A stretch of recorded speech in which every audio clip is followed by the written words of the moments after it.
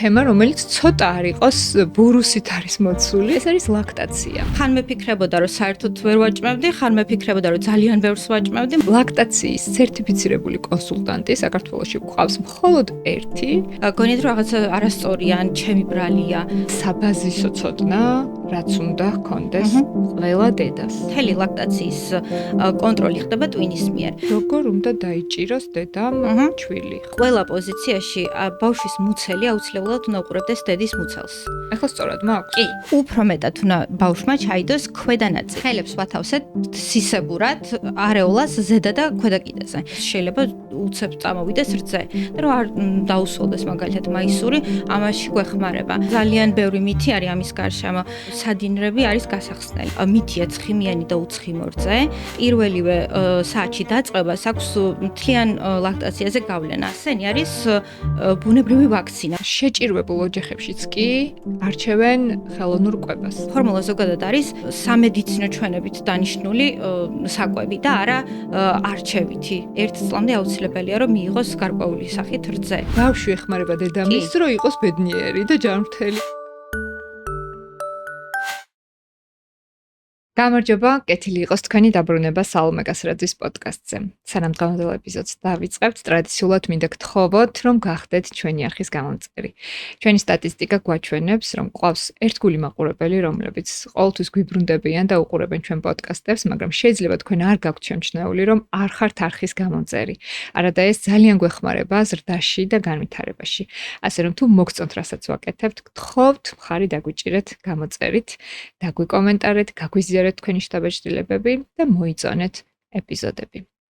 დღეს ჩვენ უნდა ვისაუბროთ დედებისთვის საინტერესო თემაზე და შესაბამისად დღევანდელ ეპიზოდს წარმოგიდგენთ Gravida, ეს გახლავთ მულტიბრენდული მაღაზია, სადაც ყველაფერია თქვენი პატარებისთვის.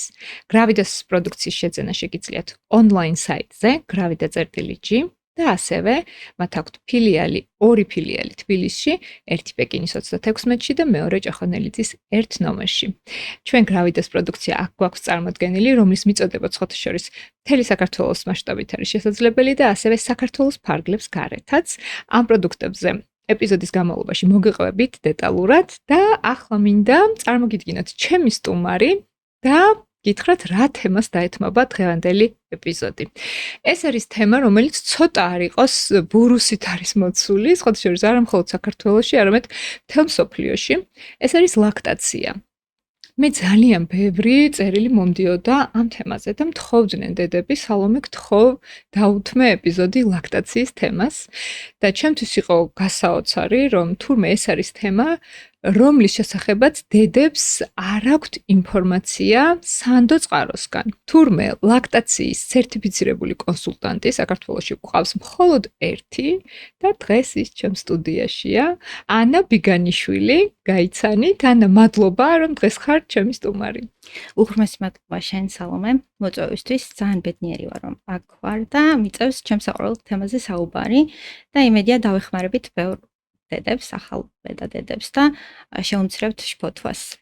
კი, ნამდვილად ეს არის ჩვენი მიზანი, იმიტომ რომ ანა ატარებს კონსულტაციებს, ის მიდის დედებთან, მას ყავს თავისი მომხმარებელი, მაგრამ დღეს ჩვენ ვეცდებით, რომ ამ 1 საათში გავაკეთოთ ყველაფერი, რაც შეგვიძლია ჩავატიოთ ამ ქრონომეტრაჟში, რომ მათთვის, ვისთვისაც მიუწვდომელია პირადი კონსულტაცია, იყოს ეს ეპიზოდი სასარგებლო და გაიგონ უფრო მეტი, ვიდრე აქამდე იცოდნენ სანდო პირისგან. სერტიფიცირებული კონსულტანტისგან. მოდი, სულ თავიდან დავიწყოთ, ანა. საერთოდ შენ თვითონ რა გამოცდილება გქონდა? შენ როგორ გაიარე ეს პერიოდი, ლაქტაციის პერიოდი და ბოლოს რატო გადაწყვიტე ეს სპეციალობა? მე ვიყავი მეხუთე კურსის სტუდენტი სამედიცინო უნივერსიტეტის, როცა შეგვენი ოჯახი. ანუ საკმაოდ პატარა ვიყავი, როგორც მგონია ახლა ამ გადმოსახედიდან და 22 წლის ვიყავი. და ჩემი მეუღლე არის მიან გინეკოლოგი და ორივე სამედიცინო სფეროდან ვართ და ვემზადებოდით მთელი ორსულობის განმავლობაში ყველა ინფორმაცია ქონდა მოძიებული უამრავი ორსულობაზე, როგორც შენ აღნიშნე.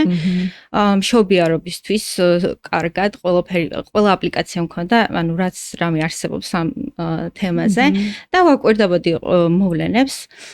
თუმცა არ მიფიქრია დიდად ლაქტაციაზე, რა თქმა უნდა და ზოგადად მეგონა რომ მშობიარობის შემდეგ ყველაფერი ბუნებრივად ლაგდება და ყველაფერი კარგად იქნება.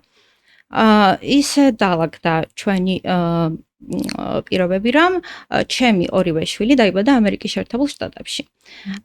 და აქ გავიგე პირველად ამ პროფესიის შესახებ. მშობიარობის შემდეგ ჩემს პირველ შვილს ჰქონდა საკმაოდ გამოხატული ძილიანობა. ანუ პირველი 24 საათის განმავლობაში თითქმის უეძინა და პირველი პრობლემა ეს იყო მოკლედ, რომ მეგონა რომ რაღაცას მე ვაკეთებდი არასწორად და ან რძე არ მქონდა საკმარისი, როგორც ახლა მეუბნებიან ხოლმე ხშირად დედები, რომ ანუ თუ მექნება რძე ვაჭმევ, თუმცა ხშირად არ აქვს ხოლმე ინფორმაცია, რომ უმრავლესობა დედებს ამ მხრივ პრობლემა არ აქვს, ანუ დაახლოებით 90%-ს რძე ექნება, არის რაღაც კატეგორია დედების დაახლოებით 10%, რომელსაც შეიძლება ნამდვილად ქონდეს რძის წარმოქმნის დეფიციტი. თუმცა ძირითადად თუ სწორად დამენეჯმენტ და ლაქტაციის პირველი დღეები პრობლემა არ არის ხოლმე. და მეც მეგონა რომ რაღაც რძის წარმოქმნის პრობლემა მქონდა. იმიტომ რომ როგორც წესი მშობიარობის შემდეგ ესე მკვეთრად რამე არ იცვლება ლაქტაციის კუთხით, სარძოვი ჯირკვალი ისევ ისეთია ზომაში, რძის რაოდენობა დიდი არ არის, საუბარია დაახლოებით 5 მილilitrზე ერთი კვების განმავლობაში და ეს ინფორმაცია არ მქონდა, რა თქმა უნდა. მიუხედავად იმისა, რომ ხაზი იმიტომ გაუსვია მას, რომ სამედიცინო უნივერსიტეტის სტუდენტი ვიყავ მეთქი, რომ წესით უნდა მცოდნოდა ეს ყველაფერი. თუმცა ჩვენს რეალობაში და არა მხოლოდ ქართულ რეალობაში, როგორც ჩემი კოლეგებისგან მოვისმინე, სხვა ქვეყნებშიც მედიცინის ფაკულტეტზე დიდად არ განიხილება ლაქტაციის პროცესის დეტალები. შეიძლება მაგალითად ვიცოდეთ, რომ სასარგებლოა ბავშვისთვის, კარგი იქნება თუ გამოვა და ასე შემდეგ, თუმცა დეტალები რაც მოყვება მშობიარობის შემდეგ პირველ პერიოდს, პირველ დღეებს, ამაზე არსად არ ისწავლება მოკლედ. შემოვიდა მახსოვს, კარგად მახსოვს ეს ადამიანი, ასაკოვანი სასიამოვნო ქალი იყო. და მითხრა რომ მე ვარ ლაქტაციის კონსულტანტი და ეხლა დაგეხმარები, ნუ ნერვიულობ, ყველაფერი კარგად არის. მომიყვანა ბავშვი, მაჩვენა პირველ რიგში რომ ხსენი, ანუ მითხრა რომ გაქვს რძე, არის ნერვიულო, ნახე შეხედე მოდის რძე. შემდეგ დამეხმარა მოჭიდებაში და ჩემი შვილი ამ პირველი დღის განმავლობაში, პირველი 24 საათის განმავლობაში დიდად არ იყო აქტიური, რამდენიმე წოვით აქტივობას აკეთებდა და იძინებდა. თუმცა ანუ შფოთვა ვერ დავინახე, მე საკმაოდ შფოთვიანი ადამიანი ვარ და მეუცნაურა რომ რატო არავინ არ ღელავს და მითხრა რომ ეს ძალიან მცირე რაოდენობაზეა საუბარი, წვეთებზეა საუბარი და ყველაფერი კარგად იქნება, რძის რაოდენობა მოიმატებს, დამშვიდი და ეს იყო ისეთი სასიამოვნო გამოცდილება, როცა აი ფორმაში ჩაცმული სამედიცინო პერსონალი, რომელსაც ენდობი, შემოდის და ასე გამშვიდებს, ანუ ძალიან დიდი შვება იყო და თავდაჯერებულობა ძალიან ესე მომემატა ამის გამო. შემდეგ უკვე სხვადასხვა პოზიციონირება მასწავლა, რისთვის უნდა მიმექცია ყურადღება და ანუ ვიყავი აღფრთოვანებული, აქამდე არ მქონდა გაგებული ამის შესახებ, რომ ესეთი სპეციალობა არსებობს.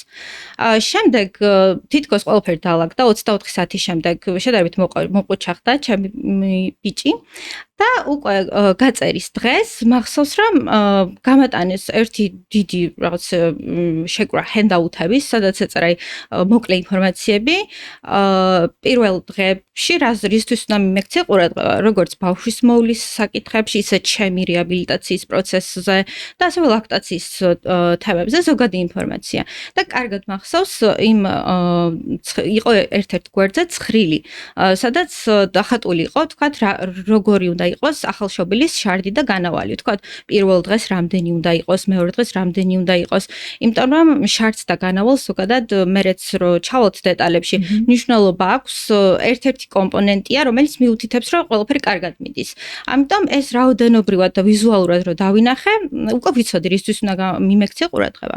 შემდეგ გაწერის შემდეგ, რადგან სხვა ქვეყანაში ვიყავი, რა თქმა უნდა, ისეთი დახმარება არ მქონდა, მე და ჩემი მეუღლე ვიყავით და ანუ კითხულობდით ყველაფერს და შფოთვის დონე მაინც მაღალი იყო.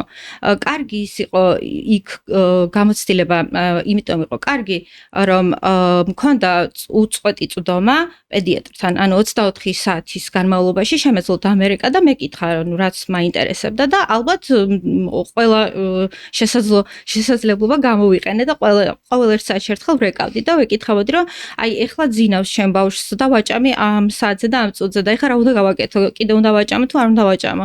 ხან მეფიქრებოდა, რომ საერთოდ ვერ ვაჭმევდი, ხან მეფიქრებოდა, რომ ძალიან ბევრს ვაჭმევდი, მოკლედ ძალიან ვღელავდი ამაზე.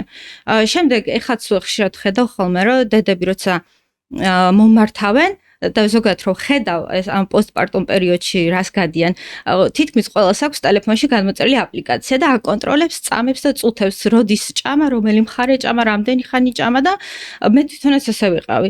ეხლა ვამშვიდებ ხოლმე და ვეუბნები, რომ დამშვიდდი, ანუ არ არის საჭირო ესეთი კონტროლი, მივენდოთ ბავშვის მოთხოვნილებას და ყველაფერი კარგად იქნება. თუმცა მეც იგივე მაქვს გამოვლილი და მე სასწორიც ვიყიდე სახლში და დღეში რამდენჯერ მევწონიდი, რომ ამ გადმოსახედიდან ეხლა იყო ძალიან უცნაური საქციელი, იმიტომ რომ ისეთი რაოდენობის მატება არ არის, რომ ერთ დღეში რამე ცვლილება დავინახოთ. თუმცა მშვიდებდა.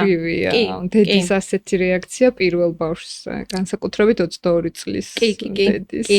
თუმცა ანუ ძალიან შემიყვარდა თვითონ ეს ძიების პროცესი და სიახლეების გაგების პროცესი, იმიტომ რომ ანუ ჩემთვის იყო ყველაფერი ძალიან ახალი, არსად არაფერი არ მქონდა მოსმენილი ამაზე. შემდეგ უკვე დაიწყო საწველის ჩართვის საკითხი, არ ვიცოდი რომელი საწველი უნდა მეყიდა, არ ვიცოდი როგორი რეჟიმები უნდა გამომეწველა, არ ვიცოდი რამდენჯერ და როდის ვერ ხვდებოდი. ასევე მე ბოთლის შერჩევის საკითხი, აქაც რამე ესეთი ერთი კონკრეტული რჩევა არ არსებობს, ანუ ზოგადი რეკომენდაციები ამ ბოთლის ჩართვის კუთხით და მოკლედ აი ესეთ ძიებაში ძალიან შემიყვარდა ეს პროცესი. მე უკვე დავფიქრდი და ამ ერთ-ერთი დაგუგლის დროს მივყევი გზას, რა გზას გადის ეს ლაქტაციის კონსულტანტი, რომ წარმოვიდგინე, რომ ჩვენს ქვეყანაში რა მაგარი იქნება, რომ ესეთი ადამიანები არსებობდნენ. შემდეგ ანუ რაღაც პერიოდი ახლა ჩემი რეზიდენტურის ამბებში ვიყავი და მთლად ესე ძალიან ვერ კონცენტრირდი ამ საკითხზე და სხვათა შორის ჩემი პროფესიაც პედიატრიაც ზუსტად აქედან გამომდინარე გადავწყვიტე, ანუ ჯერ ლაქტაცია შემიყვარდა და მე მივხვდი, რომ ბავშვებთან ურთიერთობა მინდოდა და პედიატრობაც ამიტომ გადავწყვიტე. შემდეგ გავიარე ესე თეორიული კურსი, აი რო დავინახე ეს გზა, რასაც გადის ეს კონსულტანტი, ჩემს ქმარს მახსოვს უთხარი, რომ ანუ მე უნდა ვიყო ეს ადამიანი და თავიდან ვიყურებდა რაღაც უცნაური სახით, რომ ანუ რაზე ლაპარაკობ და რაღაც და ანუ აი გადაწყვეტილი მქონდა, რომ ეს რა გზას არ უნდა დამჭირებოდა, სადაც არ უნდა წავსულიყავი, მაინც უნდა გავეკეთებინა. შემდეგ გავიარე თეორიული კურსი. 90 საათიანი კურსი არის, ესეთი ეხლა უკვე ბევრნაირი არსებობს ესეთი კურსები. მახსოვს, რომ რამდენიმე თვე დამჭირდა, დაახლოებით 4-5 თვე, რომ სრულად დამეფარა ეს თეორიული კურსი და ანუ ესეთი გზას, რომ ახსნა რა გზას გადის, იქნებ დაინტერესდეს სხვებსაც და წესით უნდა დაინტერესოს ეს სამედიცინო პროცენტი არსებობს უკვე შენი სახით. წერენ კიდეც ხშირად მეკითხებიან, რომ აი როგორ გაიარე, როგორ მოხვდი და როგორ აიღე სერტიფიკატი და ძირითადი მოთხოვნა ეს არის, რომ პირველი საფეხურია, რომ 14 სამეცნიერო საგანი უნდა ქონდეს ჩაბარებული, თუ არ ხარ სამედიცინო სფეროს წარმომადგენელი, თუ ხარ, ეს საგნები ისედაც გავლილია პროგრამის გავლის დროს და მეორე საფეხური იყო თეორიული ნაწილი, რაც თქვი ხა ეს 4-5 თვე რომ დამჭირდა და შემდეგ უკვე კლინიკური ნაწილი იწყება. მე დავიწყე უკვე ძებნა ადამიანს, რომელიც დამეხმარებოდა, აი ეს ყველაფერი მენახა ჩემი თვალით და აღმოაჩინე ესეთი ადამიანი ამერიკაში, მისი სახელი არის ან ფაუსტი, რომელიც ახლა არის ჩემი საუკეთესო მეგობარი, არა მხოლოდ მასწავლებელი, ჩემი საუკეთესო მეგობარია მართლა. დღემდე მაქვს ყოველდღიური მიმოწერა და ყველაფერს ვეკითხები, რომ დავრწმუნდე, რომ ყველაფერს სწორად ვაკეთებ და ეს ძალიან დიდი დახმარება, იმიტომ რომ ანუ არ მყავს გარშემო თქვა ბევრი ადამიანი, ვინც ამ საკითხში ერკვევა. ანუ სუპერვიზორი გითხავთ. კი. და სხვათა შორის ჩემთან იყო ჩამოსული 1 წლის წინ, საქართველოშიც მეწვია და ეხლაც პერიოდულად მივდივარ ხოლმე, რომ განვიახლო ეს რა, ანუ კიდევ ნახო რაღაცები. კი. და მოკლედ ძალიან ბედნიერი ვარ, რომ ეს ადამიანი გამოჩნდა ჩემს ცხოვრებაში. ანუ ამ სერტიფიკატის აღება ამერიკაშია შესაძლებელი თუ თქვათ ევროპის ქვეყნებში და ევროპის ქვეყნებშიც შესაძლებელია. აქ ამერიკა იმაში დამეხმარა, რომ ვიპოვე მენტორი, ანუ ერთ-ერთი საფეხური ეს კლინიკური ნაწილის დაფარვის არის, რომ უნდა გყავდეს ადამიანი, რომელიც გასწავლის, გარკვეული საათები უნდა დააგროვო ამ კონსულტაციებს სიარულით და უბრალოდ ეს ადამიანი უნდა იყოს თვითონვე ლაქტაციის კონსულტანტი. ყველა კონსულტაცია ენიჭება კოდი სპეციფიური და ამ კოდის საშუალებით ხდება იდენტიფიცირება, რომ ნამდვილად არის ეს კონსულტანტი. მე კონსულტანტი წერს ორგანიზაციას, რომ მე ვიყვან ინტერნს და მასთან ვიწყებ მუშაობას. და ესე მოხდა, მან მიწერა ორგანიზაციას, მიიღო თანხმობა და ჩვენ მე დავიწყეთ სიარული ერთად. და ყველაფერი მან მასწავლა მოკლედ, პრაქტიკული ნაწილი მისი წყალობით არის, რომ ეხლა დღეს მაქვს სულ მადლობას ვუხდი და რა ვიცი, ჩემი საყვარელი ადამიანია მოკლედ. მოკლედ ამ ტექნიკურ დეტალებზე სხვათა შორის შეგიძლიათ თვალიადევნოთ ანას სოციალურ ქსელს Instagram-ზე. აქვს მას ბლოგი, რომელსაც აღწერის ქვეშ მივუთითებ. ახლა მოდი გადავიდეთ უშუალოდ ლაქტაციაზე და დედებს მივაწოდოთ ინფორმაცია. აი რა არის ის საბაზისო ცოდნა, რაც უნდა ჰქონდეს ყველა დედას? და როდის უნდა დაიწყოს ამ ცოდნის დაგროვება? საუკეთესო პერიოდი ამ ცოდნის დასაგროვებლად არის ორსულობის პერიოდი. ანუ ჩემი აზრით ორსულობის დადგომისთანავე უნდა დაიწყოს ამაზე ინფორმაციის მოძიება და არსებობს სხვადასხვა კლასები, ძირითადად საზღვარგარეთ არის ასეთი და თუ კონსულტანტი იქნება, კონსულტანტთან ვიზიტი უფრო რეკომენდირებულია მესამე ტრიმესტრში, იმიტომ რომ უფრო ახალია ეს ცოდნა და მშობიარობის შემდეგ გეხმარება, რომ ანუ კარგად გახსოვდეს ეს ინფორმაცია.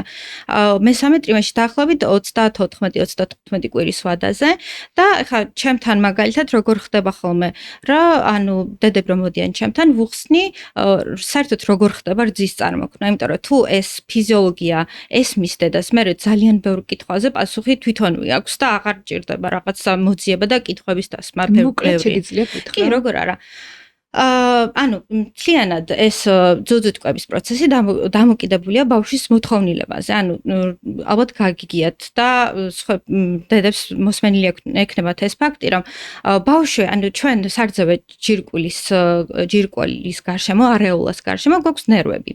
ბავშვი როგორც კი მოეჭიდება, ეს ნერვები გაღიზიანდება და მიდის ინფორმაცია ტვინთან. ანუ მთელი ლაქტაციის კონტროლი ხდება ტვინის მიერ. ტვინში არის ესეთი ორგანო, ქვია ჰიპოფიზი. ამ ჰიპოფიზში წარმოიქმნება ჰორმონები, რომლებიც მონაწილეობენ ლაქტაციაში. არის პროლაქტინი, ერთი ჰორმონი, მეორე არის ოქსიტოცინი.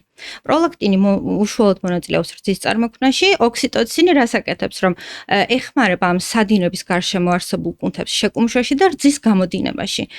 ამიტომ აუცილებლად ლაქტაციის შესანარჩუნებლად და სტაბილური რო იყოს ეს პროცესი, პროლაქტინი მუდმივად უნდა წარმოიქმნებოდეს. თვითონ პროლაქტინი ხანმოკლე დროით ჩერდება ორგანიზმში, მალე იშლება 2-3 საათში და ახალი პიკი ამ პროლაქტინის საჭირო, რომ გაგრძელდეს ლაქტაცია.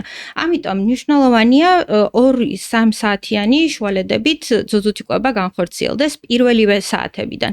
და ამას ძალიან დიდი მნიშვნელობა აქვს, იმიტომ რომ აი ხა ჩვენთან საქართველოში მაგალითად და ყველგან არა მხოლოდ საქართველოში საკეისრო კვეთის შემდეგ უფრო ხშირია ხოლმე რომ გადავადება ხდება დედის და ბავშვის ერთად კონტაქტის. კი. ანუ იდეაში იდეალურ სიტუაციაში პირველ 2 საათშივე უნდა დაიწყოს პირველი მოჭიდება. თუმცა თუ საკეისრო კვეთა ვადდება ხოლმე და ხშირად ან 6-7-8 საათის შემდეგ იწყება, ან მეორე დღიდან კონტაქტი ხანდახან ეს ინფორმაცია წავდის. თუ შეიძლება რომ შეიძლება რა თქმა უნდა. გააჩნია ხა დედის მდგომარეობა როგორია, ხანდახან თუ ძალიან სუსტად არ შეუძლია, გასაგებია, თუმცა უმრავლეს შემთხვევაში ესე არ არის ხოლმე. პირველივე 2 საათში უნდა დაიწყოს ეს ურთიერთობა, თუ მოხდება ისე რომ ბავშვი და დედა დაცილდებიან ერთმანეთს, მაგალითად ბავშვს დაჭირდა თქვა გადაუდებელი დახმარება ეხმარება, დედამ უნდა აუცილებლად დაიწყოს პირველ 2 საათში სტიმულაცია, ან ხელით, ან საწველის გამოყენებით. იმიტომ რომ ამ პირველივე საათში დაწყებას აქვს მთლიან ლაქტაციაზე გავლენა, ანუ როგორი წარმატებული იქნება მთლიანი ლაქტაციის პროცესი, ამაზეა დამოკიდებული მოკლედ. და ამის შემდეგ 2-3 საათში ერთხელ უნდა მოხდეს სტიმულაცია, რომ ეს პროლაქტინი იყოს მაღალი და სტაბილურად შენარჩუნდეს ეს პროცესი. ესე იგი ოქსიტოცინი ეს ბედნიერების ჰორმონია, ესე იგი რამ ხელმისაწვდომია? ოქსიტოცინი არის საოცარი ჰორმონი. ეს მონაწილეობს გარდა იმისა, რომ აი ამას რო ვთქვით, რომ სადინრების გარშემო არის კუნთები და იმას კუმშავს, რაც ხდება მოჭიდებიდან დაახლოებით 1 წუთში და როგორ ვლინდება, რომ ორივე მხარეზე, ანუ ერთ მხარეზე ბავშვია მოჭიდებული და ჭამს, მეორე მხარეზე წვეთავს, ანუ მეორე მხარედან მოდის ასევე რძე. და თუ ეს გზა სწორად მოხდა, როგორც წესი ეს წვეთები ჩანს ხოლმე და ყველას ვეუბნები რომ დააკვირდეს. აი არის ამ მოჭიდებიდან 1-2 წუთის შემდეგ ეს წვეთები, რაღაც სიტუაციები არის, როცა არ არის, თუმცა ყველაფერი ნორმალურად არის, მაგრამ უმრავლეს შემთხვევაში მაინც ვლინდება ეს. და ასევე ოქსიტოცინის ფუნქცია ის არის, რომ ზოგადად საშვილოსნოს კუმშავს, ხო? კუნთებს კუმშავს ოქსიტოცინი და რეაბილიტაციაში მონაწილეობს. ანუ მშობიარობის შემდეგ საშვილოსნო თავის ფორმას, ძველ ფორმას რო დაუბრუნდეს, უნდა შეიკუმშოს. ამისთვის არის ზუსტად ლაქტაციის პროცესი. ყოველი მოჭიდების დროს ოქსიტოცინის გამოყოფა ხდება და ეს ოქსიტოცინი საშვილოსნოს კუმშავს, ზომაში ამცირებს. თუ რამე არის საშვილოსნოს შიგნით დაგროვილი და არის როგორც წესი, კოლტების სახით გამოძევდება ამ დროს, რაც რეაბილიტაცია იდეაში. ამიტომ მთლიანად ეს ფიზიოლოგია ისე აწყობილი, რომ დედასაც დაეხმაროს და ბავშვსაც. აი ზუსტად ეხლა ეგ უნდა მეთქვა, ესე იგი ბავშვი ეხმარება დედამისს, რომ იყოს ბედნიერი და ჯანმრთელი და დაუბრუნდეს ჩვეულ ფორმას და აღადგინოს მალე ძალები. კი, ოქსიტოცინზე კიდევ ერთ ვიტყვი. საოცარია. ოქსიტოცინი ასევე გამოიყოფა ბავშვის ხმაზე, სუნზე და როცა დედა აი შეიძლება ეს მოჭიდება საერთოდ არ განხორციელდეს და ისევ თავისით წამოვიდეს რძე.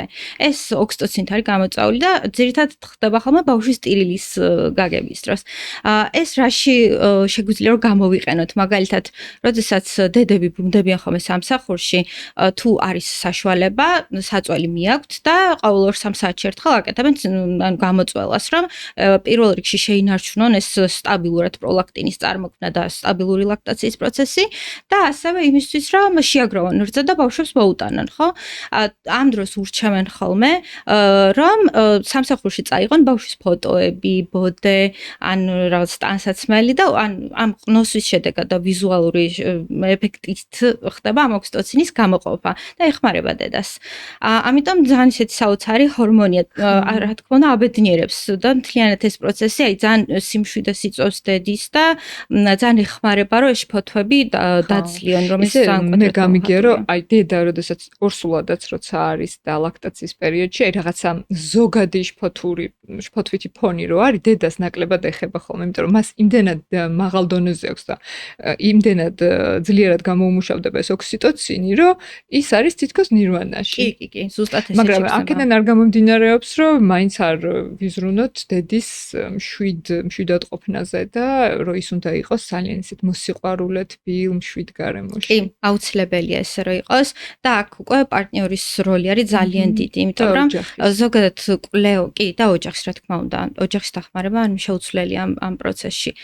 კვლევებიც არსებობს ამაზე, რომ ანუ სტატისტიკურად დედები, რომლებსაც ყავდათ პარტნიორები, რომლებიც ეხმარებოდნენ და ჩართულები იყვნენ პროცესში, უფრო ხანგრძლივად აწარმოებდნენ ამ პროცესს, იმიტომ რომ მუდმივად ეჭვის ქვეშ არიან, ან თავის თავს აყენებენ მოკლედ ეჭვის ქვეშ და გონიათ რომ რაღაცა არასწორია, ან ჩემი ბრალია, ხშირია ეს ფრაზა დედებისგან, ხშირად მესმის ეს ფრაზა და ადამიანი როცა ყავს გვერდით პარტნიორი, რომელიც გამშვიდებს და ოჯახის წევრი, გეუბნება რომ ყველაფერი კარგად არის და გამოგივა, ძალიან დიდ როლს თამაშობს დედის დამშვიდებაში, ამიტომ ძალიან მნიშვნელოვანია ეს ფაქტი.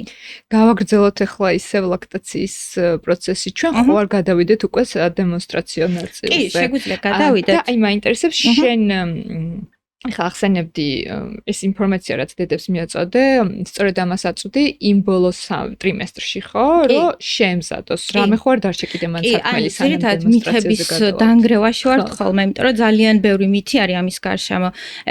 შეგვიძლია გავიაროთ ეს მითები, იმიტომ რომ გონი საინტერესო იქნება. ერთ-ერთი ესეთი მითი არის, რომ სადინრები არის გასახსნელი. ეს რაღაც ტოპ მითებშია. და ყველას გონია რომ რაღაც საჭიროა манипуляცია ხელით, მასაჟის გაკეთება, რომ ეს სადინრები გაიხსნას. იდეაში ანატომიურად სადინარს არანაირი გახსნა არ ჭირდება, არის მუდმივად ღია. უბრალოდ ხშირად აი ეს გახსნა გონიათ და ემთხვევა მესამე დღეს რძის მოსვლას. ეხლა რძის მოსვლა არის მნიშვნელოვანი ფაქტორი და ვახსენოთ რას ნიშნავს. პირველი 3 დღის განმავლობაში, როგორც თქვით, ხსენი წარმოიქმნება, რომელიც რაღაც მცირე რაოდენობით არის, ნელ-ნელა იმატებს, თუმცა მაინც ცოტა. დაახლოებით 5-10 მილილიტრი. ხსენი არის წებოვანი თხელი სეკრეტი, რომელიც გამოჩვეულებრივი რძის შეფერილობა არ აქვს. თუმცა ხსენი არის ბუნებრივი ვაქცინა, მე ესე ვეძახი. ანუ ყველას დედებს რო გონიათ, რომ ნუტრიციული დანიშნულება აქვს ამ პირველ რძეს, სინამდვილეში უფრო იმუნოლოგიური. ანუ ხსენში არის გაჯერებული ანტისხეულები, უამრავი რაოდენობით ანტისხეულია და ეს მნიშვნელოვანია ბავშვისთვის, იმიტომ რომ იბადება სტერილური გარემოდან, გადმოდის არასტერილურ გარემოში და ინფექციის რისკი არის, ხო რა თქმა უნდა. ამიტომ ხსენი ეხმარება, რომ ყველანაირი ინფექციური რაც არის გამომწვევი ამისგან დაიცვას ბავშვი. ეს ხსენი ის მესამე დღეს დაახლოებით მშობიარობიდან 72 საათში პლუს მინუს თან ცოტა ადრე ზოგადად უფრო გვიან ხსენი იცვლება მწიფერ ძით. მწიფერზე რა არის? ანუ შემადგენლობით უკვე ნუტრიციული კომპონენტები შემოდის. თუ მაგალითად ხსენი მდიდარია ცილებით და ნაკლებად არის ცხიმები და ნახშირწყლები, მწიფერძეში არის უკვე დიდი რაოდენობით ცხიმები და ნახშირწყლები. ანუ აქ უკვე ბავშვი მესამე დღიდან, როგორც წესი მესამე დღეს მინიმალური წონა ფიქსირდება, ანუ ფიზიოლოგიური კლება ქვია ამას, დაბადების წონიდან გარკვეული რაოდენობით წონას იკლებს სითხის კარგვის ხარჯზე, რომელიც 10%-ს არ უნდა გაცდეს. მესამე დღიდან ამ რძის მოსვლასთან ერთად ბავშვი იწყებს წონაში მატებას, იმიტომ რომ უკვე ნუტრიციული ღირებულება უფრო მეტი აქვს რძეს. არ ნიშნავს რომ ანტისხეულები აღარ არის, რა თქმა უნდა. და ამ რძის მოსვლას, როგორც წესი, ეძახიან რომ სადინრები გაიხსნა. სინამდვილეში ანუ გახსნილი იყო. კი და ფერიც იცვლება რძის, ხდება უფრო მოყვითალო მოთეთრო და დაახლოებით მე-10 დღიდან უკვე თეთრი ფერის არის კონცენტრირებული. ამაზე ფერსაც ვიტყვი 1-2 სიტყვას, ასეთი მითია ცხიმიანი და უცხიმო რძე და ხშირად გონიათ, რომ პირველი ნაწილი, პირველი ულუფარძის, რომელიც თუ ბავშვი ჭამს ხა არ ჩანს, მაგრამ გამოწველის დროს კარგად ჩანს ხოლმე, არის შედარებით გამჭვირვალე ფერის. შემდეგ ამას მოყვება უფრო კონცენტრირებული რძე და ეს გამოწვეულია იმით, რომ პირველი ნაწილი უფრო მეტად მდიდარია წყლით და ნახშირწყლებით. ეს არ ნიშნავს, რომ მას ღირებულება არ აქვს. და რა თქმა უნდა, რომ დაველოდოთ რაღაცა 10 წუთი, ეს ცხიმოვანი ნაწილიც გამოჩნდება და ეს გამოწვეულია იმით, რომ სადინრების უკანა ნაწილში არის ეს ცხიმგროვები, ცხიმები, პატარა გორგოლები დაგროვილი და ბავშვის კვებასთან ერთად ან გამოწველასთან ერთად წინ მოგორავს ეს ცხიმის გროვები და ეს ცხიმი აძლევს უკვე მას კონცენტრირებულ ფერს. ამიტომ ეს შერეული რძე რო განვიხილოთ, წინა და უკანა რძეს ეძახიან, წინ არის უფრო ესეთი წყლისებური და უკანა უფრო ესეთი ცხიმიანი.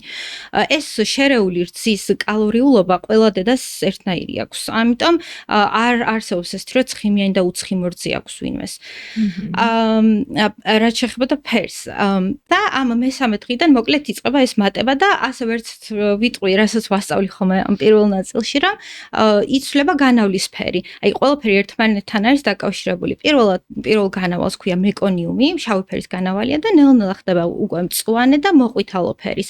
ანუ ერთდროულად მესამე დღეს ეს ყველაფერი მიდის. თუ რაღაცა მოხდა ისე, რომ ესე არ არის, საჭიროა რომ პედიატრს დაუკავშირდნენ და გამორიცხონ ხომ არ არის რძის დაგვიანება, თქვათ, ამ ნაწილის დაგვიანება და შესაბამისად თუ დაგვიანდება, შეიძლება წონის დეფიციტი გამოიწვიოს ბავშვში. ამიტომ ამას მნიშვნელობა აქვს, ამას განვიხილავთ ხოლმე პირველ ნაწილში.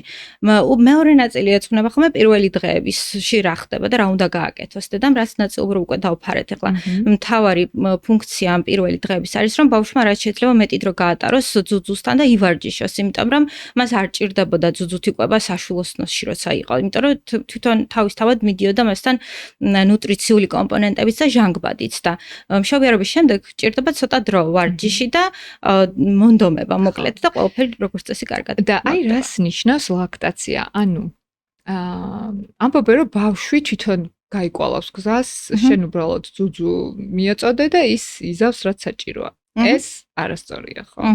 მოგუყევი რა არის სწორი. კი, ანუ როგორც წესი, ყველა ანუ ასე ველოდით მეც როგორც თქვი, მეგონა რომ თავისთავად ყველაფერი კარგად დაალაგდებოდა და კარგი არის რომ ეს თუ მოხდა არის ესეთ შემთხვევით, როცა რაღაც ყველაფერი კარგად მიდის. თუმცა ხშირ შემთხვევაში ჭირდება ხოლმე ბავშვს პოზიციონირებაში დახმარება, მოჭიდებაში დახმარება, არსებობს სხვადასხვანაირი დედის მხრივი რაღაცა მომენტები და პათოლოგიები, რომელიც გავლენას ახდენს ლაქტაციის პროცესზე, არსებობს ბავშვის მხრივი. თუ თქვათ მაგალითად, დედას აქვს რძის წარმოქმნის დეფიციტი, ან ჰიპერლაქტაცია, ეს ანუ გართულებები, რაც არის ხშირად, ძირითადად ეს არის ხოლმე დედის მხრივი, ან ჰიპერლაქტაცია, ან რძის წარმოქმნის დეფიციტი. ბავშვის მხრივი, რაც არის, ძირითადად ძილიანობა გამოხატული, ამის გამო სიხშირე არ არის ხოლმე საკმარისი ძუძუთი კვების, ესეც მნიშვნელოვანია, რომ დედებმა იცოდნენ, რომ ბავშვს ანუ ვენდობით თუ ხშირად ჭამს, ვაძლევთ უფლებას და არ ვუზღუდავთ, თუმცა თუ რაღაც 3 საათიან შუალედს გადაცდება, მნიშვნელოვანია რომ შევაფხიზლოთ და ანუ мотиваცია მივცეთ, რომ გააგრძელოს ძუძუთი კვება, რომ კალორიული რაოდენობა საკმარისი მივაწოდოთ, რომ შეინარჩუნოს სიფხიზლე და მალე გამოფხიზლდეს და რომ კარგად გაგრძელდეს შემდეგ ეს პროცესი. ბავშვის მხრივ ეს არის ხოლმე და ასევე პირისღრუს ანატომიური პრობლემების თუ არის მაგალითად ენის შეზღუდული ლაგამი თუა, ან თუ საკმარისად კარგად ვერ აღებს პირს შეწეული ნიკაპი და ბევრი ესეთი დეტალებია, რომელიც შეიძლება გამოვლინდეს მერე და თავიდან არ იყოთ ამაზე ინფორმირებული. ამიტომ ამაზეც ვაფრთხილებ ხოლმე როგორც წესი. წლების განმავლობაში, რაც ჩემი საქმიანობა წამოვიწყე სოციალურ ქსელში, მხოლოდ ისეთ ბრენდებთან და კომპანიებთან თანამშრომლობ, ვისაც ვენდობი ან ვისი მომხმარებელიც ვარ.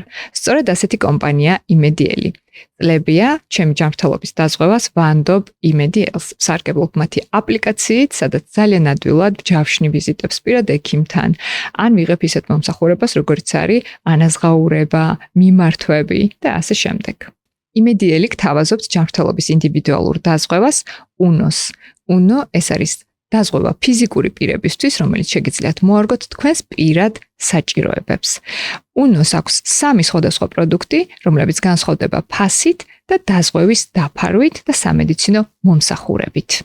იმედიელში ინდივიდუალური დაზღვევის შერჩევისას შეგიძლიათ დაამატოთ თქვენთვის სასურველი სერვისები, როგორიც არის პერსონალური მენეჯერის მომსახურება, ასევე ფიზიოთერაპია და ლაბორატორიული მომსახურებები ნახევარ ფასად. იმედიელი არის დაზღვევა, რომელსაც ირგებთ თქვენ, ასე რომ შეგიძლიათ შეარჩიოთ თქვენზე მორგებული UNO 45 ლარიდან. გადადით ვიდეოს ქვემოთ მითითებულ ბმულზე და დაეზღვიეთ ინდივიდუალურად. ეხლა რაც შეეხება პოზიციონირებას, ესე იგი, ამასაც ცოდნა უნდა, როგორ უნდა დაიჭიროს დედამ ჩვილი, ხო? აი ამას მე უბრალოდ მაინტერესებს, როდის ასწავლიან. იმიტომ რომ დედამ გააჩინა ბავშვი, გავიდა რა ვიცი 2 საათი, ან დაიწვინა თავიდან და ეხლა უნდა აჭამოს, ხო? ის ხსენი თავიდან. ვინმე ასწავლის სამშობიაროში როგორ დაიჭიროს ბავშვი? თუ ეს თავისით რაღაცა შეგვიძლია. ანუ არის შემთხვევა რომ კი, არის შემთხვევა რომ არა.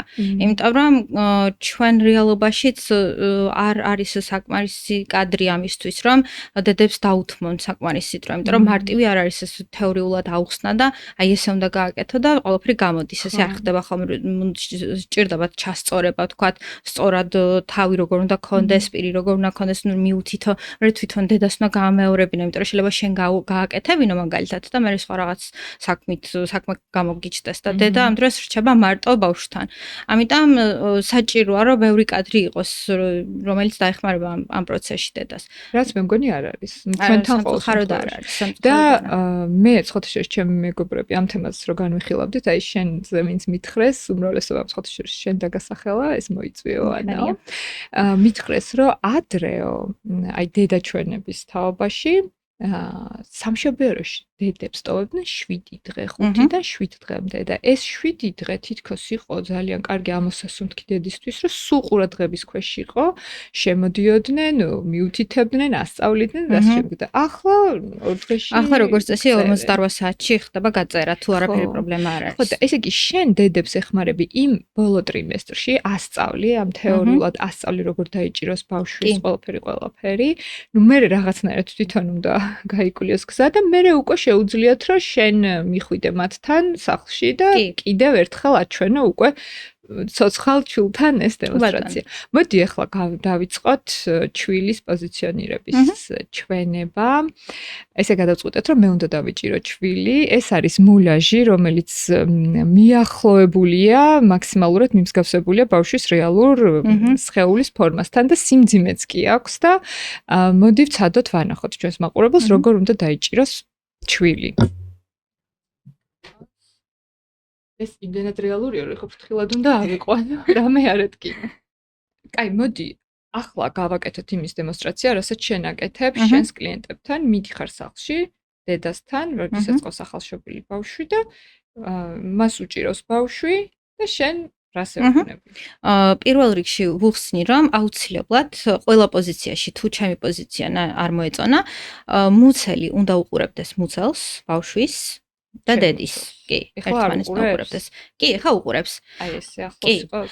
ბავშვის თავი უნდა იყოს იდაყვის სახსარში მოთავსებული, იმიტომ რომ გვეხმარება ეს იდაყვის სახსარი, რომ ვამოძრაოთ ბავშვი მეტად, ძირითადად მოვიყვანოთ ახლოს ჩვენთან და არა ჩვენ მივიდეთ მასთან ახლოს. ანუ ბავშვი უნდა მოვიყვანოთ ჩვენთან. ახლა კარგად მიდევს? კი. კი.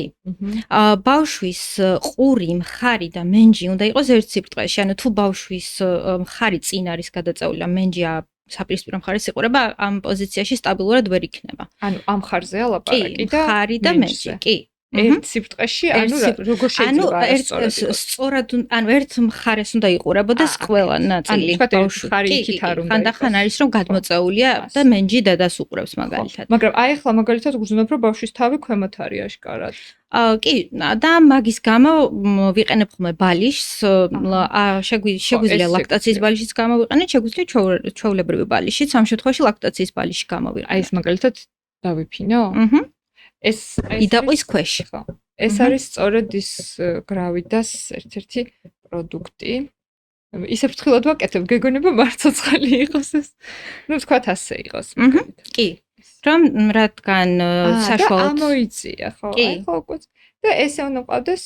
ანუ მე არ უნდა გადავიხარო, ხო? ნამდვილად, იმიტომ რომ სტაბილურობისთვის ჯობია რომ ბავშვი გრავიტაციით დედასზე იწვეს, იმიტომ რომ ამ დროს ეს მოჭიდება, რომელიც ღრმად უნდა განხორციელდეს, უფრო დიდხანს ნარჩუნდება, ვიდრე როცა დედა არის წინ გადმოხრილი. ამიტომ ეს მნიშვნელოვნად გვეხმარება ეს პოზიცია ამაში. ასევე ეს ხელი რომ დავაფიქსირეთ, კარგია, იმიტომ რომ დაახლოებით 20 წუთი მაინც გრძელდება საშუალოდ ეს ზუზუწყების პროცესი და დამღლელია, როცა ეს ხელი სწორად მაქვს. კი, ხელი უნდა იყოს საჭდომზე მოთავსებული და ამ ხელითაც ვაკონტროლებ, რამდენად ახლოს მოვიდეს, ან როგორ პოზიციაში დავიჭიროთ. აი ეს ხელი აქ რო რაღაცნაირად მოყოლილია. კი, ხელი როგორც წესი ძალიან მოძრაობს ბავშვის და ეს მოძრაობას თავისი ფუნქცია აქვს. იმიტომ რომ ხშირად არის რომ ძუძუზე მიაქვთ ხოლმე ხელები და ამასაჟებენ. ესეც ეხმარება ამ ოქსიტოცინის გამოყოფას და სტიმულაციას. ამიტომ ბავშვი რო აკეთებს, როცა ხელებს და ასევე ორიენტაციაში ეხმარება, რომ მოძებნოს კარგად სად არის ძუძუ. აი ხა ეს ხელი შეიძლება ამოძრაოს. კი. ეს ფეხები კარგად არის? კი, ფეხები კარგი იქნება, რომ ჰაერში არ კონდეს და უფრო მოსვენებულად კონდეს დალაგებული, იმიტომ რომ თუ ჰაერში აქვს, აი ზოგადად აი ეს ლაქტაციის ბალიშებს რომ იყენებენ ხოლმე და ჩვეულებრივად ჰორიზონტალურად წევს ბავშვი ამ პოზიციაში, ფეხები ხანდახან აქვთ ჰაერში და რომ წარმოვიდგინოთ ახლა ჩვენი თავი, როცა ჰაერში გვაქვს ფეხები, ამ დროს ჭამაზე არ გვეფიქრება. ამიტომ სტაბილურად უნდა კონდეს და არ უნდა ამოძრავებდეს ფეხებს. ესე იგი, ამ ლაქტაციის ბალიშს სკულისხმო ხო ეს ჩვენთვის არის უფრო ხელის მოსასვენებელი ვიდრე ბავშვის სადაც გამოვიყენოთ თუ არიან დედები რომლებიც კარგად იყენებენ ლაქტაციის ბალიშს მე უფრო მიყვარს როცა ამ გადაწვენილ პოზიციაში არის ბავშვი და მეტად უფრო დედაზე არის დასვენებული ესე რომ ვთქვათ აი ხა მე კარგად ზიარ ეს არის თუ უფრო გადაწვენილი უფრო გადაწვენილი კი სავარძელი რო იყოს ან საწოლი ბალიშზე და უფრო გადაწვენილი რო ვიყო და ბავშვი აი ესე რო იყოს ახლოს. ესე იგი მთავარია მუცელი ეხებოდეს მუცელს და მე მივიწი, ანუ მე კი არ მივიწიო ბავშვი ამოძრავოთ. და ფეხები არ იყოს ჰაერში. აი ხო კარგად არის, ხო? კი. ეს პოზიცია რატომ მიყვარს, რომ ქვია მეორენაირად ბიოლოგიური პოზა. ანუ თუ რომ წარმოვიდგინოთ, რომ არანაირი ჩარევა არ ხდება მშობიარობის პროცესში, ბავშვი დაიბადა და ბავშვი დააწვინოს დედის მუცელზე. პირველი 1 საათი ბავშვი რო აქ რო დავტოვოთ, თვითონვე დაიწყებს მოძრაობას და დედისკენ ზუსტად ამ პოზიციაში მივა თვითნებურად, თვითონ მოეჭიდება იდეაში. თუმცა ეხლა თანამედროვე მშობიარობების დროს ესე არ ხდება ხმე როგორც წესი მიყავთ და манипуляციებს აკეთებენ, თქვა ამშრალებენ წონიან, აფასებენ ბავშვს და შემდეგ მოყავთ დედასთან.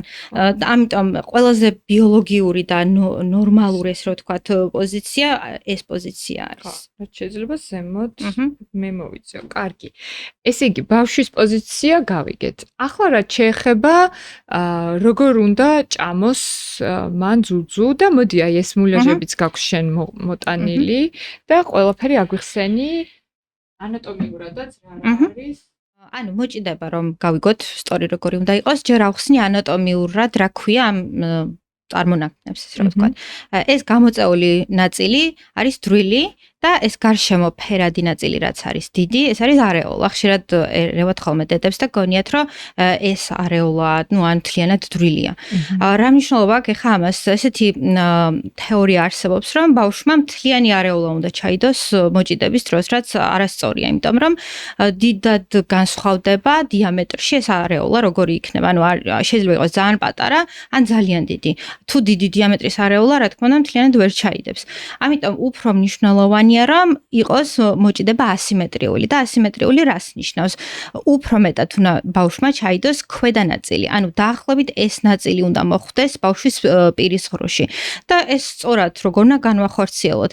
აუცილებლად ხელებს ვათავსეთ სისებურად არეოლას ზედა და ქვედა კიდეზე და არა მაკრატლისებურად, ანუ მაკრატლისებურად თითებს კი. მაკრატლისებურად შეგვიძლია მოვათავსოთ, თუმცა მაშინ ძალიან ზედა და ქვედა კიდეზე უნდა გავწიოთ და არა აქ, როგორც წესი ასე აკეთებენ ხოლმე დედები. ამიტომ მირჩევნია პირდაპირ სისებურად გავაკეთოთ, ზედა და ქვედა კიდე. დრილი უნდა მივმართოთ ზემოთ, მივიტანოთ ბავშვის ცხვირთან და ტუჩთან და როგორც წესი ეს გამოიწვევს რეფლექსურად ამ პირის გაღებას მაქსიმალურ დონეზე და უნდა ჩავაცუროთ. ამ ჩაცურების მომენტში ეს რო განვიხილოთ გვერდით ჭრილში, ამ პირის გაღების შემდეგ მოთავსდება ქვედა ნაწილი უფრო მეტად. ანუ აი ასეთ მდგომარეობაში უნდა ჩავაცუროთ ეს დრილი და ქვედა ნაწილი მოთავსდება. ეს რატოა მნიშვნელოვანი, რომ რძის რაღაც სადაც დიდი რაოდენობით რძე არის, არა დრილშია, არამედ აი ამ კიდეებზე. ამიტომ ერთ-ერთი კიდის კომპრესია მაინც უნდა მოხდეს, რომ რძე საკმარის რაოდენობით მიიღოს ბავშვმა. ხო, მე მგონი ძალიან ნათელი იყო ამ ყოველფრის დემონსტრაცია. და რაც შეეხება აი ეს მეორე ნაკსოვი რო გაქვს. კი, ამაზე ვიტყვი იმას, რომ დედების ნაწილს გონია ხოლმე, რომ აქვს ჩაბრუნებული დრილები. სინამდვილეში ჩაბრუნებული დრილები ძალიან იშვიათია, დაახლოებით 5%-ამდეა შემთხვევების. უმრავლეს შემთხვევაში არის ხოლმე ეს არის ჩაბრუნებული დრილის ვარიანტი, მოკლედ. სინამდვილეში არის ხოლმე უფრო მეტად ბრტყელი დრილები ან მოკლე დრილები. ბრტყელი დრილები უფრო მეტად არის პირველ დღეებში, როდესაც არის ფიზიოლოგიური ჰიპერლაქტაცია და ამ ფიზიოლოგიური ჰიპერლაქტაციის დროს გრავიტაციით სითხე წინა ნაწილში გროვდება და ასწორებს ხოლმე ამ დრილებს. სინამდვილეში ძალიან იშვიათია, თუმცა არც ეს არ წარმოადგენს ხშირად პრობლემას სწორი პოზიციონირებით და ჩვეულებრივად ხდება ხოლმე ძუძუთიკვება. და აი ჩაბრუნებული დრილების შემთხვევაში ჩადება როგორ უნდა მოხდეს? იგივენაირად ყველა შემთხვევაში აი მოდი ახლა იგივე დიდან გვაჩვენე ახლა ანუ ვიწყებთ ზედა და ქვედა კიდეებზე მოჭიდებას, მივუთითებთ ეს მიმართულებას, მივმართავთ ზემოთ და როგორც კი ბავშვი პირს გაღებს, კარგად ღრმად ჩაუდებთ და უფრო სტაბილურად დავაფიქსირებთ. განსხვავება ეს არის, რომ რადგან დრილი გამოკვეთილი არ არის, ზოგჯერ დაფიქსირება უჭირთ ხოლმე ბავშვებს და უფრო მეტად სტაბილურად ვეცდებით, რომ დავიჭიროთ ბავშვი, რომ არ იმოძრაოს ბევრი. ასევე შეგვიძლია გავაკეთოთ ხელით გამოწველის დემონსტრაცია, რაც ძალიან მნიშვნელოვანი არის, ეს უნარი პირველ დღეებში, იმიტომ რომ ხსენი არის გამჭვირვალე, როგორც ვახსენე და წებოვანი სეკრეტი ძალიან მცირე რაოდენობით და პირველ დღეებში გამოწველით დიდად არ გამოდის ხოლმე ისე კარგად, საწველით, როგორც ხელით.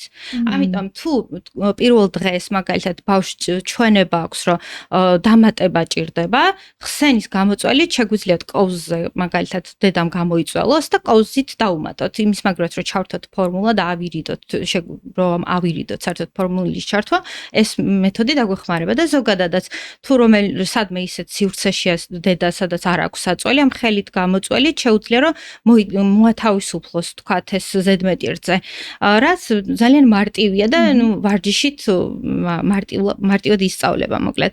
იგივე პრინციპია ზედა და ქვედა კიდეზე ვათავსებთ თითებს და სულ რამდენიმე საფეხურია. ერთი უკან ვაკეთებთ კომპრესიას და შემდეგ წინ და არასოდეს დრილზე გამოწველას არ ვაკეთებთ, იმიტომ რომ აქ რძე არ არის. როგორც ვთქვით, კოლექტორი არის გარშემო, ამიტომ ფაქტიურად ამ ნაწილებს ვაწვევით და წინ ვიყვებს. უკან კიდევ ერთხელ უკან ვაწვევით კედელზე, კი, და მე მოგვაქვს წინ. შეგვიძლია პირდაპირ წინ. ანუ მთავარი პრინციპი ის არის, რომ მოხდეს არა დრილზე ზემოქმედება, არამედ მის უკან, არეულას კიდეებზე.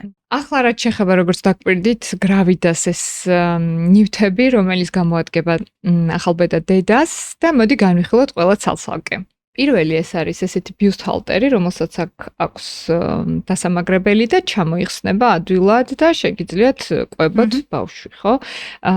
ეს სულ უნდა ატაროს კი, დედა? ამაზეც ხშირად მაქვს ხოლმე კითხვები. ესე იგი, არ არის სავალდებულო, რა თქმა უნდა, თუმცა უკეთესია, იმიტომ რომ კარგად აფიქსირებს და მარტივია გამოთავისუფლება სარძევე ჯირკვლის, ვიდრე ჩვეულებრივი ლიფის დროს. ასევე თუ დიდი ზომის მკერდია, როგორც წესი, როცა ივსება ხოლმე რძით, მძიმდება და არ არის კომფორტული შეგრძნება. ამიტომ მაინც უმჯობესია, რომ იქონიან დედებმა ეს ბიუსტჰალტერი. და ნუ ეს გრავიდაში იქნება სხვადასხვა ზომები, შეგიძლიათ ნახოთ როგორც მაღაზიაში, ასევე საიტზე. კიდევ ერთი ნივთი, რომელიც გრავიდაში არის ხელმისაწვდომი, ეს არის გარეცხადი, ანუ მრავალჯერადი პადები. აი ეს რა არის და რა შეხმარება? ეს ფაქტიურად ჩასაფენად ბიუსტჰალტერში შეგვიძლია რომ გავჩავდოთ და რომ ვახსენე წეღან რომ ოქსიტოცინი შეიძლება ეს წამოწმენილზე გამოიყოს და უცებ რძემ დაიწყოს წამოსვლა, ამისგან თავის დასაცავად თქვა თუ გარეთ არის და ამ დროს შეიძლება უცებ წამოვიდეს რძე და რომ არ დაუსვოლდეს მაგალითად მაისური, ამაში გვეხმარება. დედების გარკვეულ კატეგორიას დიდი რაოდენობით აქვს ეს გამონადენი ხოლმე, არიან დედები, რომლებსაც საერთოდ არ აქვთ. ამიტომ ეს რამე ისეთი არ არის, რომ აუცილებელი არის, რომ იყოს. ხო, როცა დაგჭირდება, მაშინ მოდი გავხსნი მაინც და ვანახოთ, როგორ გამოიყრება. კარგია, რომ გარეცხადი და მრავალჯერადია. ხო, იმიტომ რომ ერთხელ იყიდი და სულ გექნება. კი. ესეც საყვარელ ტომარაშია, ტომსიკაში. და აბა შეხედე შენს ხელით როგორია. შვენიერია. ძალიან კარგი. და ეს არის რძის შესანახი ჩანთები, რომელიც საყინულაში უნდა შეინახოს, ხო? ამაზეც გითხარი, ეს რა ნივთია და რამდენად საჭიროა. კი, ანუ ძირითადად იყენებენ ხოლმე გასაყინად მარაგების შესაქმნელად. თუმცა ამაზეც ვიტყვი ჩემ აზრს, რომ რამდენიმე დღისთვის საკმარისი მარაგი, ანუ კარგია, თუმცა ხშირად ხედავთ ხოლმე სოციალურ ქსელებში გამოვსებულ საყინულებს და ჩემი აზრით არ არის ეს სწორი, იმიტომ რომ ყოველთვის ჯობია ახალი რძე, რომელიც მუდმივად წარმოიქმნება ლაქტაციის პროცესში და ეს მაინც რა თქმა უნდა ჯობია ხელოვნურ ნარევს, თუმცა მაინც არ არის ისეთი თვისებების მქონე, როგორც ახალი რძე არის. ამიტომ რაღაცა გამოუვალი მდგომარეობისთვის კარგი იქნება, რომ გქონდეთ შეგროვილი და თუ არ ექნება დიდი რაოდენობით, არ ინერვილონ ამაზე. ხო, ანუ ეს 25 წელს შეიცავს და კი, საკმარისი უნდა იყოს, ხო, ხო, იმიტომ რომ ეს რაღაც გამოტენილი მაცივარი, ზოგ დედას არ აქვს ეს რძე ამდენი და ამის ყურება დამთქმელია, მაგის ყურება. შენახვის წესებზე ვიტყვი ერთადერთი, რომ 6 თვიდან 12 თვემდე გააჩნია როგორ არის შენახული თუ ჰიგიენური წესები დაცულია, წესით 6-დან 12 თვემდე შეიძლება რომ შევინახოთ საყინულეში და ნუ მაცივარში 4 დღის განმავლობაში წლებს. და შენ ასევე უწევ რეკომენდაციას ჩვილის კანთან ახლოს ყოფნას. არა თქო ეტლში, არამედ კენგურუში. ჩვენ ბავშვობაში კენგურუ ერქვა, ხა carriers ეძახიან ინგლისურად. აი ეს არის ესეთი კენგურუ, რომელიც ნაჭრის არის და მოდი ამაზეც გითხარი. წესები რომ გავიაროთ როგორი უნდა იყოს, აუცილებლად უნდა იყოს კარგად დაფიქსირებული ბავშვი, საკმაოდ მაღლა უნდა იყოს, რაც ხედავ ხოლმე ხა ქუჩაში რომ დადიან, საკმაოდ დაბლაა ხოლმე ბავშვი ჩამოწეული და ეგ არ არის უსაფრთხო პოზიცია, თავი უნდა მოძრაობდეს და არ უნდა იყოს ერთ ადგილას დაფიქსირებული, სასუნთქი გზები უნდა იყოს აუცილებლად ღია, ანუ ნიკაპი არ უნდა ედებოდეს მკერდს, იმიტომ რომ ამ დროს მოგუდის საშიშროება და უნდა შეგვეძლოს, რომ იდეალურ სიტუაციაში ხელები ორივე ხელი გამოვიყენოთ, იმდანად კარგად უნდა იყოს დაფიქსირებული.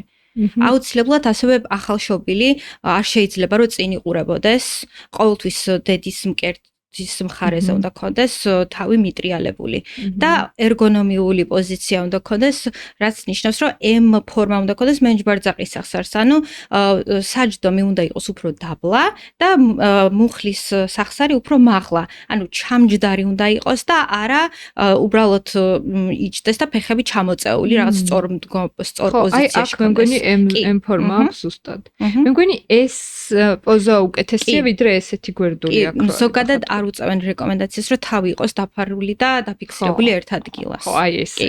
ანუ ჯობია აი ასე იყოს ბავშვი. ეს კენგურუ ძალიან საყვარელობა, ჩემ ნათლულს ვატარებ ხოლმე კენგურუთი და აი ძალიან საყვარელი პოზაა და თვითონ რასაც დავაკვირდი ის ახლა წლის და 6-ის არის. აქეთ მხარეს როცა არის მკერდისკერო იყურება, მაგ დროს უფრო კომფორტულად არის და იცინებენ როგორც წესი და დამშვიდად არიან. ჩაიძინა ერთხელ და ვაიმე ღმერთო მეთქი რა ხდება? 100-ჯერ გავჩერდი ვაკვირდა, მოდი ხო სუნთქავს და მე გამახსენდა წარმომიდგენია თქო დედები, ახლა პირველად 2 დღის ბავშვთან ოქსიტოცინის გამოყოფა სხვათა შორის და ყველაფერს არეგულირებს, სუნთქვას, გულისცემას, ძალიან ამშვიდებს და ასევე ხა როცა ბავშვები დიდ დროს ატარებენ წოლილ პოზიციაში, თქვათ, სლინგებში, ანუ რწევადის არწეველებში და ამ შემდეგ, ანუ უმჯობესია რომ ხელში გვეჭიროს მისი განვითარებისთვის, აი თავის ფორმა იცვლება ხოლმე თუ დიდი ხანი წევს მაგალითად ბავშვი, როცა ხელში გვიჭირავს, ის მოძრაობს, სამყაროს აკვირდება, დედასთან ახლოს არის და თვითონ ლაქტაციის პროცესსაც ეხმარება და ყველა კონსულტანტი უწევს რეკომენდაციას, რომ ხშირად ატარონ ბავშვი. განსაკუთრებით აი კოლიკები რო არის ხოლმე, რო უჩივიან საღამო ხანს, განსაკუთრებით რო წუხილი რო არის ხო გამოხატული, ეს ძალიან ეხმარება ბავშვსაც და დედასაც, იმიტომ რომ ამ დროს როცა ბავშვი წუხს, დედაც შფოთავს და ამ ერთად ყოფნაში მშვიდდებიან ორივე. ანა, ახლა მინდა გკითხო ხელოვნურ და ბუნებრივ კვებაზე. მე როდესაც მთხოვეს ამ თემისთვის დამეთმო ეპიზოდი, აი ესეთი შინაარსი ქონდა იმ მესეჯს, რომ შეჭირვებულ ოჯახებშიც კი არჩევენ ხელოვნურ კვებას. და ანუ არ ვიცით ხა რა თქმა უნდა იქ რა მიზეზია, შეიძლება მართლა დედისთვის შეუძლებელი იყო და მოუწია რომ ხელოვნურზე გადაიყვანა ბავშვი, მაგრამ რა შეიძლება ვთქვათ ამასთან დაკავშირებით? რამდენად შესაძლებელია რომ აი რაც შეგვიძლია გავაკეთოთ, რომ ბავშვი იყოს ბუნებრივ კვებაზე. და როდის არის ის ზღვარი, როცა უკვე დედამ თავი აღარ უნდა დაიტანჯოს და თქვას, რომ მე ეს არ შემიძლია. ესე იგი, როგორც წესი გონიათ ხოლმე, რომ ფორმულა არის უფრო მარტივი გამოსავალი. სინამდვილეში უფრო ძვირია და არც ისე მარტივია მოვლა, თქვათ, ბოთლების რეცხვა ხშირი, მზადება, ტემპერატურის შემოწმება, ღამით უნდა ადგე და ანუ გაათბო, ბოთლი მოამზადო, მოკლედ შრომ არ მცირდება. პირველ პერიოდში თითქოს თუ რაღაც პრობლემა არის, პრობლემური ლაქტაცია, თითქოს შვებას პაულობენ, თუმცა თუ ლაქტაცია დალაგდა, როგორც წესი, 3-4 თვიდან ბევრად უფრო მარტივია, ვიდრე ბოთლების მომზადება. რა თქმა უნდა არის რაღაც ჩვენებები და ფორმულა ზოგადად არის სამედიცინო ჩვენებით დანიშნული საკვები და არა არჩევითი სინამდვილეში ანუ უპირატესი რა თქმა უნდა ძუძუთი კვება და გარკვეულ სიტუაციებში თუ არის რძის წარმოქმნის დეფიციტი ამ დროს ფორმულა უნდა ჩავრთოთ. ჩემი აზრით უფრო ისეთი იქნება რაღაც მარტივი რომ გავაკეთოთ ინვესტიცია საწოლში მაგალითად კარგი და დავეხმაროთ ბავშვს რომ მიიღოს ისევ ჩვენი ვერძე თუ რაღაც პრობლემა არის ლაქტაციის პროცესში ვიდრე ინვესტიცია გავაკეთოთ ხანგრძლივი იდეაში 1 წლამდე დედის რძე ან ხელოვნური ნარევი არის წამყვანი ბავშვის კვების რაციონში. მიუხედავად იმისა, რომ 6 თვიდან მყარი კვება ჩნდება, 1 წლამდე აუცილებელია, რომ მიიღოს გარკვეული სახით რძე. ამიტომ საკმაოდ ხანგრძლივი პროცესია ეს და დიდი ინვესტიცია ამაში საჭირო. და ვფიქრობ, რომ უმჯობესია კონცენტრირება მოვახდინოთ ლაქტაციის გამოსწორებაზე და თავიდან ავირიდოთ ეს ხარჯები. მიუხედავად ამ ყველაფრისა, რა თქმა უნდა, არის სიტუაციები, განსაკუთრებით მნიშვნელოვანია გამოყოთ მენტალური პრობლემები, როცა აქვს დედას და თუ ეს ლაქტაციის პროცესი მისთვის იმდენად დამთრგუნველია, რომ ანუ ხელს უშლის უკვე ყოველდღიურობაში, ამ დროს რა თქმა უნდა გამოსავალი არის, რომ რაღაცით შევანაცვლოთ ეს პროცესი, ან შევამსუბუქოთ. ლაქტაცია არ არის 0% ან 100%, ბევრი შუალედური ვარიანტი შეიძლება იყოს, რომ დავეხმაროთ დედას, რომ თავი უკეთ იგრძნოს და ამ პროცესით აუცილებლად უნდა ისიამოვნოს. მთელი ეს პროცესი არის როგორც უკვე ვთქვით, ძალიან სასიამოვნო აკავშირებს ერთმანეთს დედას და ბავშვს და თუ ეს არ ხდება და უფრო მეტად სტრესულია და არის მინახავს ესეთ სიტუაციები, როცა დედები მაქსიმალურად ცდილობენ რომ ეს კვების პროცესი გადაავადონ, იმდენად შფოთვას იწვევს მათში და იმდენად ნერვიულობენ ამ ყველაფერზე. ამიტომ არის ამ სიტუაციაში გამოსავალი რომ დავეხმაროთ თუნდაც ფორმულის ჩართვით. ანუ მე არ ვარ ადამიანი, რომელიც რადიკალურად უდგება ამ საკითხს და ვფიქრობ რომ მიუხედავად იმისა, რომ დედის რძე ყველაზე სასარგებლოა და შეუცვლელია, არის მეორე მხარე, სადაც დგას დაღლილი დედა, რომელიც მუდმივად ემოციაშია და მუდმივად გლოვაშია. ამიტომ შუალედური ვარიანტი აუცილებლად ნავირჩიოთ ასეთ სიტუაციაში. მაინც აი რატომ არის, როდესაც თავიდანვე ეგრევე გადაჭრით გადაწყვეტენ, რომ მე ვერ ვაჭმევ ხა ბავშვს და ფორმულა უნდა ავარჩიო და აი ახლა იმ გოგომაც რომ მომწერა, შენ მითხარი 60 ლარი ღირს 3 დღის დოზა ფორმულა. აი რატომ ხდება ეს? შენი დაკვირვებით, აი რა გამოცდილება გვაქვს, რატო არჩევენ დედები ფორმულას თავიდან? მე მგონია რომ არის გამოცდილებები, რომელსაც ისმენენ. ანუ ხშირია რომ არც კი ცდილობენ რომ დაიწყონ პროცესი, იმიტომ რომ გარშემო ყავთ ადამიანები, რომლებსაც რთული გამოცდილება აქვთ ამ მხრივ. ანუ ხშირად არ ვრცელდება დადებითი ნაწილი ამ ყველაფრის. ხშირად გვესმის უფრო როგორი რთული იყო, როგორ თქვათ ჰიპერლაქტაციის გამო რაღაც გაუმაგრდა დედას და მერე სიცხე ქონდა, ან ბავშვი ვერ იმატებდა. ანუ ესეთი ისტორიები უფრო ვრცელდება, ვიდრე სარგებელზე ნაკლები ყურადღება მახვილდება. ამიტომ ხშირად თავიდანვე უნდათ რომ ეს ყველაფერი აირიდონ და ამის გამო პირდაპირ ირჩევენ რომ ფორმულით დაიწყონ. და ასევე მე მსმენია რომ მკერდის ფორმაც ფუჭდება, ხო? ეს ყველა შემთხვევაში ესეა? ყველა შემთხვევაში ესეა, რატომ? იმიტომ რომ სარძევე ჯირკვალი ზრდას იწყებს ორსულობის პროცესში. ორსულობა უკვე ცვლის ფორმას, იმიტომ რომ როგორც წესი სარძევე ჯირკვალი იოგებით არის დაფიქსირებული და სარძევე ჯირკვლის მატებასთან ერთად ეს იოგები დუნდება. ამიტომ ორსულობის ბოლოს უკვე მოდუნებულია ეს იოგი. ამიტომ დედა თუ გადაწყვეტს რომ აღარ გააგრძელოს ლაქტაციის პროცესი, ისეთი ფორმა როგორც ორსულობამდე ქონდა, მაინც არ ექნება. ამიტომ დიდად ეს არ არის გამოსავალი ამ ფორმის შესანარჩუნებლად. რა საინტერესოა, მე ეს არ ვიცოდი. მე მეგონა რომ აი წოვის პროცესი აფუჭებს. არა, წოვის პროცესი არა, როგორც წესი ზომა. ანუ რა თქმა უნდა, მე ლაქტაციის პროცესში მესამე დღე რომ ვახსენე, რომ რძის მოსვლა არის, ამ დროს უფრო იზრდება ზომაში. თუმცა მანამდე უკვე გაზრდილი, ამიტომ აი დიდად პრევენციას ვერ მოახდენს ეს შეწყვეტა.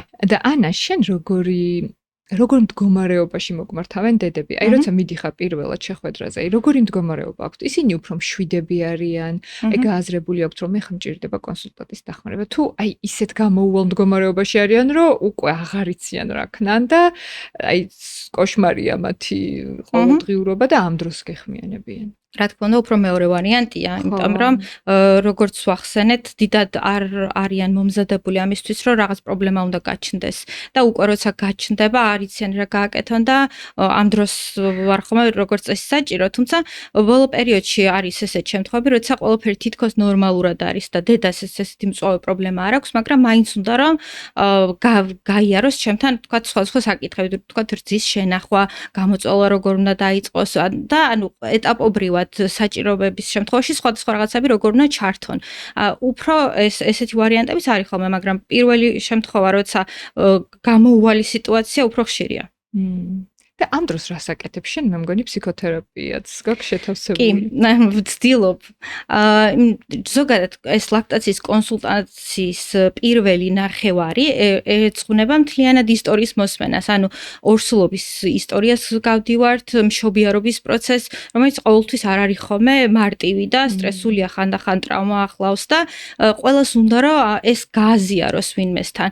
სამედიცინო დარგის წარმომადგენლები რო განვიხილოთ გინეკოლოგი და პედიატრები, მათ ძალიან ბევრი პაციენტი ყავთ და როგორც წესი არ აქვთ ხოლმე ამდენი დრო, რომ თავიდან ბოლომდე მოусმინონ, თქვათ, ახალბედა დედას და მათ ეს ისეთი დიდი სურვილი აქვთ, რომ ვინმეს გაუზიარონ, რომ მხოლოდ მოყოლა ამ ყველაფრის უკვე შვებას აძლევს და როგორ ჩაიარა მშობიარობა. კი, ეს პირველი ნაწილი მთლიანად ამას ეძღვნება, რომ გავდივართ რა ხდებოდა. პირველ რიგში, იმიტომ რომ გავლენას ახდენს, როგორ ჩაიარა მშობიარობის პროცესმა, თუ ტრავმული იყო და რთული იყო, ლაქტაციაზე გავლენა აქვს ამ ყველაფერს. და მეორე მხრივ, იმიტომ რომ ამშვიდებს ეს ყველაფერი, იმიტომ რომ ძირითადად ჩფოთავენ გონიათ მუდმივად, რომ რაღაცა არ გამოსდით, ან მათი ბრალია რაღაც რო ხდება და აი ამ საუბარში, როგორც წესი, მშვიდდებიან ხოლმე და მხოლოდ ეს საუბარიც კი საკმარისია ხანდახან. ესე იგი, ჩვენ ახლა შევეცადეთ, რომ ამ ერთ საათში ჩაგვეტია ძირითადი, რაც უნდა იცოდეს ყველა დედამ, რა თქმა უნდა, ეს არის ძალიან ფართოცნება, აგერ პროფესია არსებობს და ამაზე შეიძლება ციკლები მიუძღვნა პოდკასტების, მაგრამ ჩვენ ვეცადეთ, რომ ეს 1 საათი ყოფილიყო მაქსიმალურად დატვირთული და აი ახლა რა ხანანა მახსენა, რომ დედები ამ მშობიარობის ისტორიის გაზიარებითაც კი თითქოს შვებას გრძნობენ და ბედნიერდებიან. მოდით ამ ვიდეოს ქვემოთ კომენტარების ველი იყოს სივრცე იმ დედებისთვის, ვისაც აქვს რაღაც სათქმელი, რაღაცის გაზიარება უნდა. შენ ხო ნახავ ამ კომენტარებს YouTube-ზე და თუ რაღაც კითხვა ექნებათ, ხო გაქვს YouTube-ის აკაუნთი და უპასუხე, ხო? იმიტომ რომ მე ვერ ვუპასუხებ, ეს შემთხვევაა და აი თუ გაქვთ რაღაც ისეთი სათქმელი რაღაცის გაზიარება გინდათ, იმიტომ რომ ქალებს ძალიან დიდი ძალა გვაქვს, როცა ერთად ვართ და როცა ერთმანეთს ვეხმარებით. ეს არის რაღაცა, აი ეხლაც ცოტა ცრემლები მომდის, როცა აი ქალების ერთობა არის, აი საოცრება ხდება მაგ დროს და ასევე თუ თქვენ ფიქრობთ, რომ თქვენს მეგობარს ჭირდება ამ ყველაფრის მოსმენა, გთხოვთ გაუზიაროთ, იმიტომ რომ ეს არის ინფორმაცია, რომელიც არ არის ხელმისაწვდომი სამწუხაროდ სპეციალისტის მხრიდან. სერტიფიცირებული სპეციალისტი იყო დღეს ჩვენი სტუმარი, ლაქტაციის კონსულტანტი და თუ ფიქრობთ, რომ ყავთ თქვენ სამეგობროში ან სანათესაოში დედა, რომელსაც სჭირდება ამ ყველაფრის მოსმენა, გაუზიარეთ ეს პოდკასტი. ძალიან დიდი მადლობა, ანა. რამე ხوار დაგრჩა ესეთი მოკლე სათქმელი? მოკლედ ვიტყვი, რომ აი ქალების ერთობაზე მაქვს სათქმელი. თვითონ ეს პროფესიაც აქედან წარმოიშვა, ანუ პირველად 7 ქალი შეიკრიბა 50-იან წლებში. ამ დროს ძალიან დაბალი იყო ძუძუცკოების მაჩვენებლები და ერთმანეთს სახლებში იკრიბებოდნენ და ერთმანეთს ასწავლიდნენ ამ ყველაფერს. და აქედან ამ საერთაშორისო ორგანიზაცია დაარსდა, ლალეჩე ლიგ ქვია, International და ამ ორგანიზაციიდან წარმოიშვა შემდეგ პროფესია ლაქტაციის კონსულტაცია. რა საინტერესო ისტორია. ხო, იმიტომ რომ ქალები მიხვდნენ, რომ საჭირო იყო ეს ყველაფერი. და ეს ერთ-ერთი დიდი რგოლია ერთმანეთის დახმარება და გამხნევება. მადლობა ანა. წარმატებებს გისურვებ ამ პროფესიაში, გისურვებ, რომ კიდევ უფრო შეემატოს შენთან ერთად კიდევ გამრავალფერონდეს და უფრო მეტი კონსულტანტი გყავდეს ლაქტაციის საქართველოში. მე დიდ მადლობას გიხდით, ვინც გვიყურებდით, იმედია დაგეხმარებათ ეს პოდკასტი თქვენ დედობაში, შვილთან ურთიერთობაში და მე ერთი კვირით გემშვიდობებით.